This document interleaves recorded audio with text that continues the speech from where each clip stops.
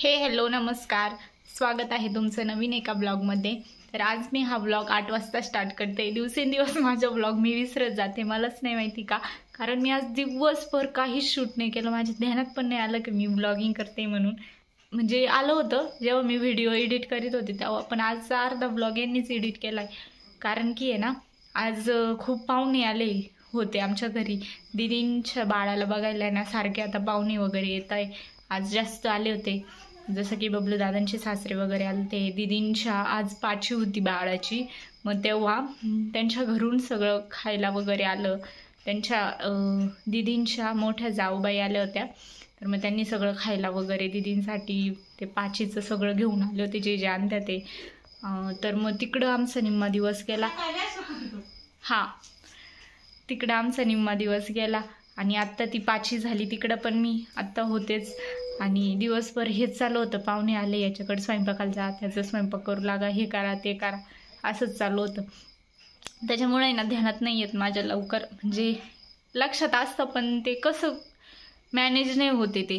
बहुतेक मला खूप अजून ट्राय करावं लागेल, खूप अजून मेहनत घ्यावं लागेल ते सगळं घडवून आणण्यासाठी।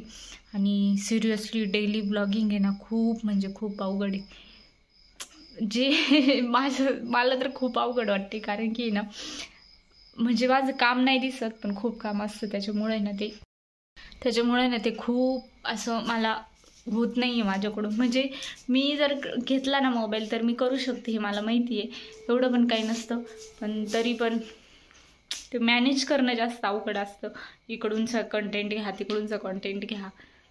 आणि आत्ता माझ्या ध्यानात आलं, जेव्हा माझं सगळं काम आवरून झालं, सगळं झाल्यावरती मी मोबाईल हातात घेतला, अरे मी आज ब्लॉगच शूट नाही केलं आहे। म्हटलं चला आता थोडंसं शूट करू, सांगते मी, थोडं समजून पण घेशाल तुम्ही मला।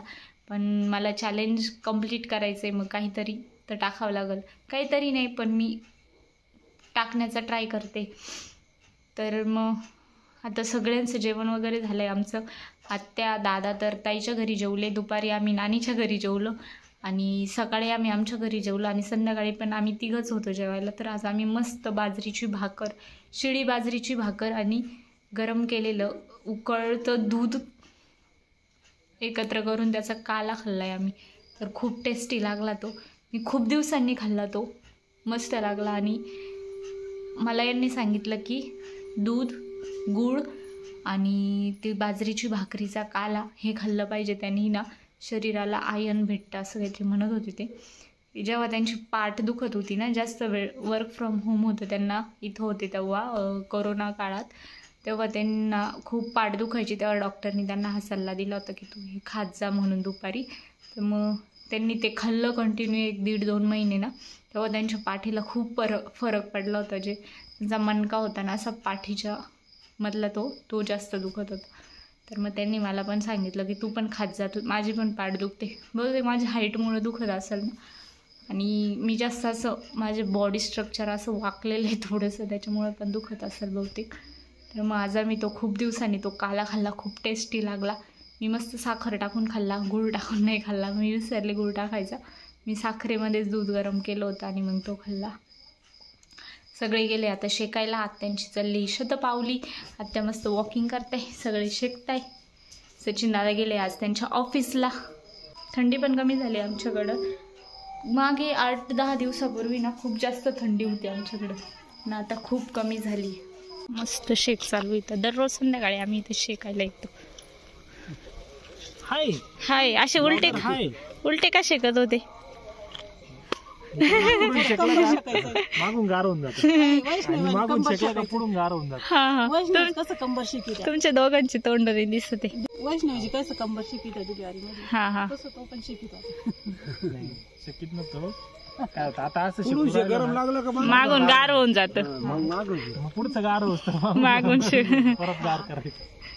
हा, आणि आज काय होती वैष्णवी दीदींच्या बाळाची पाची होती। पाचील काय काय करते मम्मी? पाचीला आहे ना काय करत्या, पाटा घ्या, त्या पाटेवर आहे ना पूजा मांडीच्या, आणि वही पेन ठेवत्या, म्हणजे पाचीच्या दिवशी ना ती सटवाई येत राहते रात्री, आणि ती बाळाच्या कपाळावर लिहून जाते, त्याच्या आयुष्याचं सगळं बाकी ती कपाळावर लिहून जाते। दंतकथा आहे. हा कथा आहे ती, नाही खरी आहे ती. वर्षानुवर्ष चालत आली आहे आपण कसं ती, काही ते पण आपण करायचं. काही जर घडलं आपल्याला तर ते आपण काय म्हणतो, ते 5 वर्ष पूजेली मायावानी. हा वर पुजलेलं आहे असं. 5 वर्ष पूजलेलं आहे असं म्हणते. हा पाचवीची पूजा झाली आज. पण केलं पाहिजे अशा जे परंपरानुसार चालत आलंय. भले आपल्याला काही गोष्टींचा अर्थ माहित असेल पण आजकाल शहरातले लोक हे मानती नाही, पण त्यांनी केलं पाहिजे. ती पूर्वीपासून चालत आलेली ते केलं पाहिजे.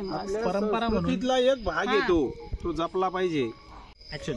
5 दिवस आहे ना बाळाच्या आईला आहे ना ते पतपाणी धरायला लागते, म्हणजे आळणीच खाऊ घालायची 5 दिवस. हा हा हा म्हणूनच दीदी ते पेज आणि ते खात होते. खाते. आणि आता मिठाचं तिखट. उद्यापासून थोडं नॉर्मल 1 मिरची घालायची थोडीशी आणि थोडं तिखट द्यायचं उद्यापासून. चवदार अन्न द्यायचं. आणि ड्रेस पण घालत्या बाळाला आजपासून. 5च्या दिवशी कपडे घालते. हा तोपर्यंत त्यांच्या आई वडिलांचे तिकडले सासरवरून आलेले कपडे घालते. बाळाच्या घरचे कपडे घातले जात्या. मग वैष्णवीची आता जाऊ आणि बाया आले होते कपडे घेऊन, मग त्यांचे कपडे घातले आज 5 मग आजपासून आता कपडे पण घालायला सुरुवात. 5 खूप छान पिंक ड्रेस आणला, तुम्ही बघितला का? लय क्यूट दिसते. हा शांत पण लई येते. पिकू चिकू तुला घाबरायचं आम्हाला. थांबा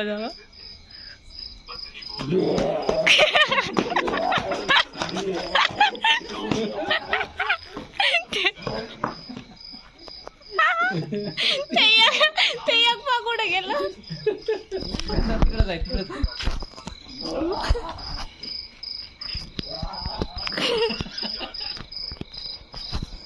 त्याला घरात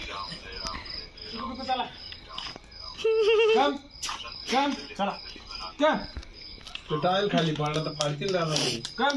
चला इकडे इकडे. पिकू चिकू चला इकडे.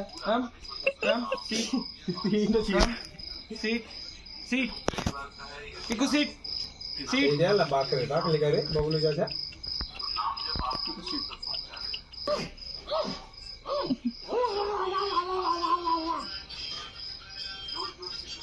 once more please.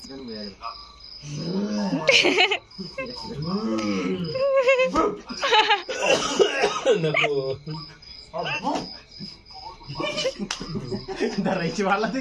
But if I lay down and I play dead and I stay dead, baby you'll get sick of being the